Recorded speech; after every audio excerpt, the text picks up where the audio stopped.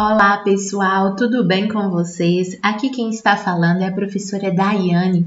Estou aqui para fazer a correção das atividades da semana 4 do Plano de Estudo Tutorado de Geografia, volume 6, para o terceiro ano do ensino médio.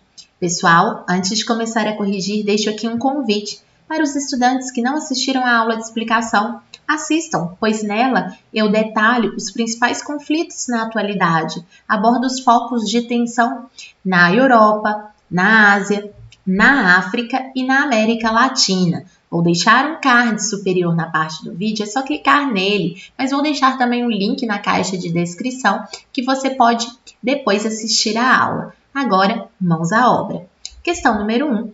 Na esteira da discórdia entre judeus e palestinos, nos territórios por eles disputados, está o movimento sionista, apontado por muitos como um dos principais elementos relacionados ao aumento das tensões entre ambos os lados. De toda forma, o sionismo não é a causa do problema em si, mas um de seus fatores históricos mais importantes. Olha o que o exercício nos pede.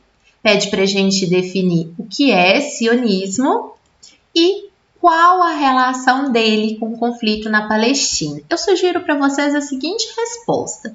Um termo utilizado para se referir a um movimento político que surgiu na comunidade judia europeia no final do século XIX. Olha o que ele defendia. Defendia a ideia da formação de um Estado nacional que abrigasse os judeus lá na Palestina. Quando surgiu, o sionismo não tinha apenas um caráter nacionalista. Então não era só isso, não era só criar um Estado nacional. Era um movimento que visava colonizar definitivamente a Palestina, ou seja, todos aqueles que estivessem lá deveriam se submeter aos domínios dos judeus. No caso, os palestinos, que são os árabes, né? Em 1948, com a criação do Estado de Israel, o movimento sionista obteve seu êxito, aquilo que ele sempre quis, que foi um Estado nacional. E diante disso, os palestinos passaram a sofrer cada vez mais perdas territoriais e pressões. Então essa é a relação do conflito com, a questão do sionismo, o fato de que o sionismo acabou obtendo êxito, pois o Estado Nacional foi criado e que com isso os palestinos foram cada vez mais sendo pressionados, acuados. Então este é o gabarito, se quiser utilizá-lo, dê um print ou dê um pause. Você pode também resumir a resposta. Questão número 2. Quais os principais fatores responsáveis pelos conflitos na África? São vários. Por exemplo, disputas territoriais, golpes de estados que geram crises políticas, rivalidades tribais motivadas por questões étnicas ou religiosas, disputas por água e recursos minerais e a imersão do povo na miséria. Pessoal, é importante ressaltar que todas essas motivações que eu citei são provenientes do processo de colonização do continente, mas também do contexto da Guerra Fria, mas também da intervenção de outros estados, terceiros, outros, e também de eleições conturbadas. Sobre a colonização, na aula de explicação, eu falei muito para vocês que quando o colonizador europeu fez a partilha da África, ele não se preocupou com as especificidades étnicas. E aí ele foi traçando fronteiras de forma indiscriminada, sem respeitar essas especificidades étnicas e muitas vezes colocou dentro de um mesmo território nacional tribos que eram rivais. Então isso desencadeou e continua desencadeando uma série de conflitos étnicos até hoje, mesmo após o processo de descolonização. Questão número 3.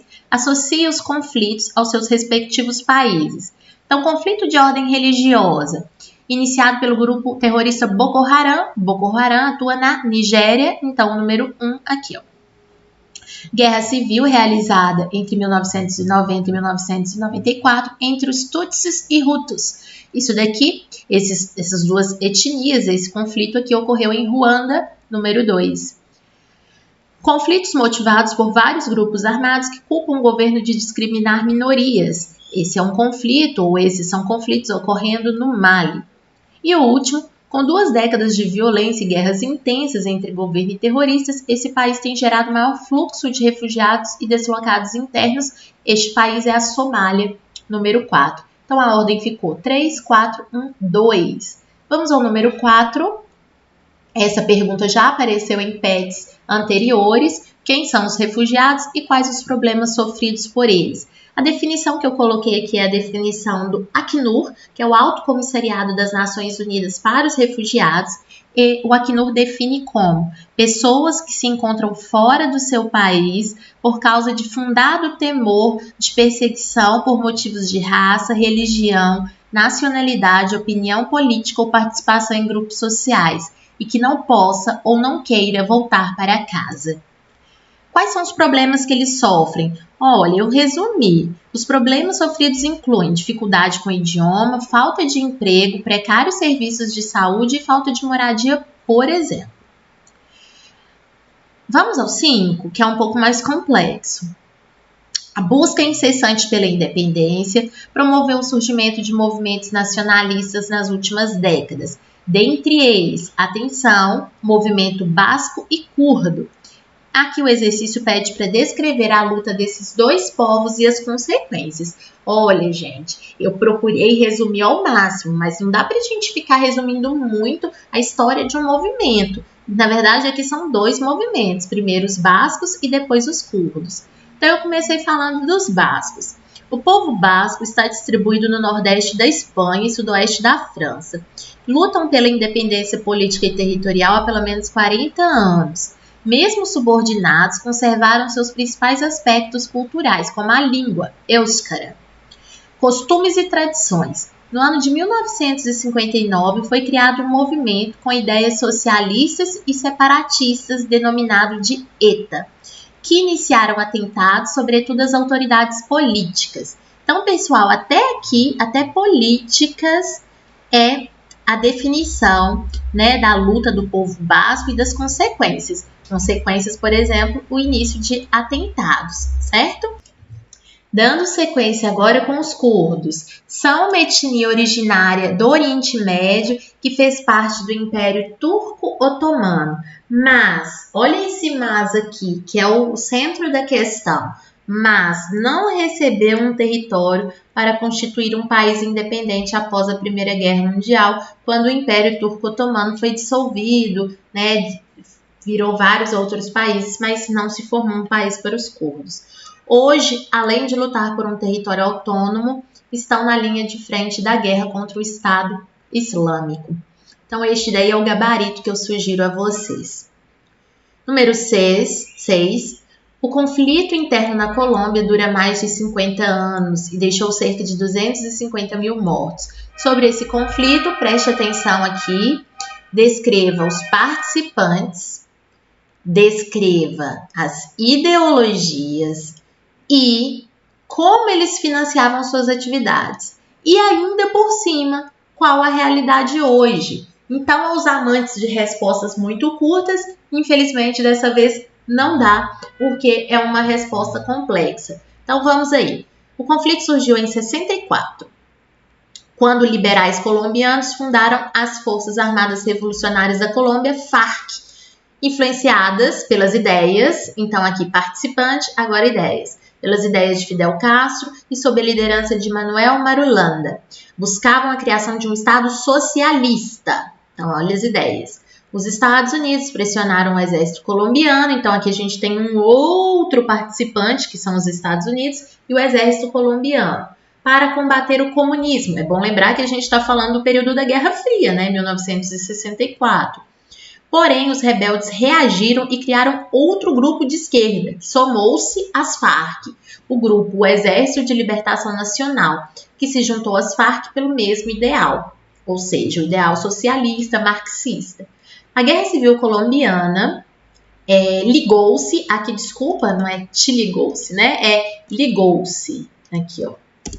A Guerra Civil Colombiana ligou-se ao tráfico de drogas, pois as Farc e o Exército de Libertação Nacional financiavam os custos de guerra através do tráfico de drogas e sequestro de civis. Então, aqui está o financiamento. Agora vamos falar do hoje. Em 2016, o presidente colombiano e o líder da guerrilha assinaram um cessar-fogo. Então, essa é a situação atual. E em 2017, as Farc entregaram todas as armas à ONU. As armas pesadas ainda estão sendo localizadas e destruídas. Então, ainda é um processo.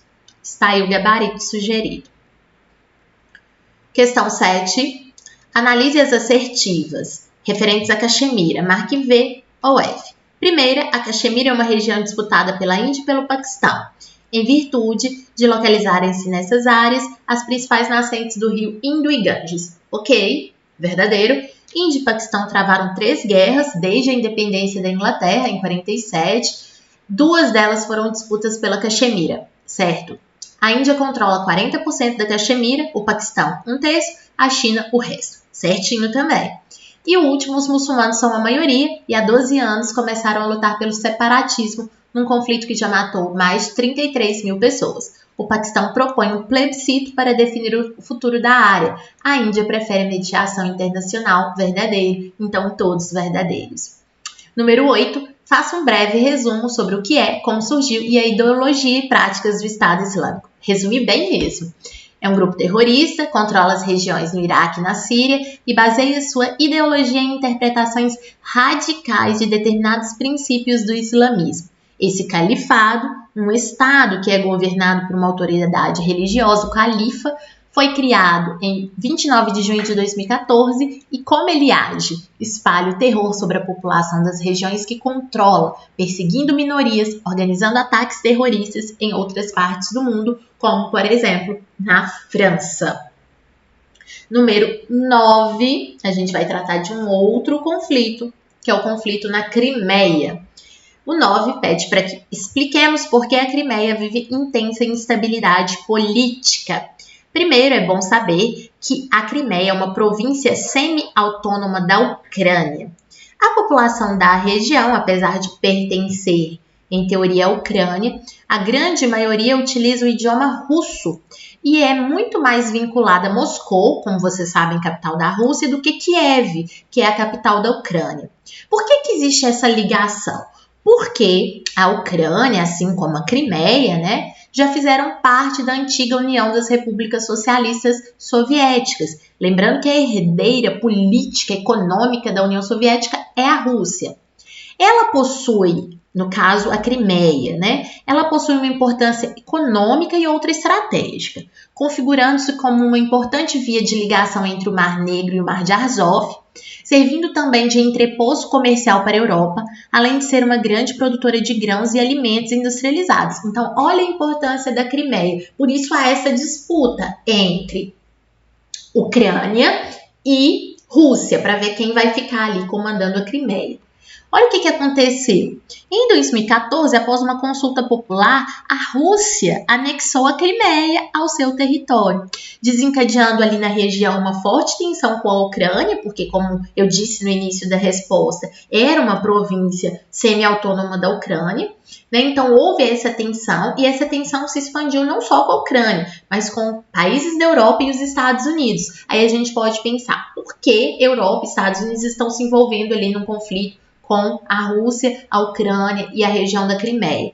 Porque eles têm como objetivo diminuir a influência russa nessa zona formada pelas ex-repúblicas da antiga União Soviética. É o interesse deles, mas eu diria que é muito difícil, porque a Rússia, como eu disse, é a principal herdeira política e econômica do que foi a União Soviética. Queridos, muito obrigada por ter acompanhado as aulas ao longo desse PET 6 comigo e eu aguardo vocês no PET 7. Tchau!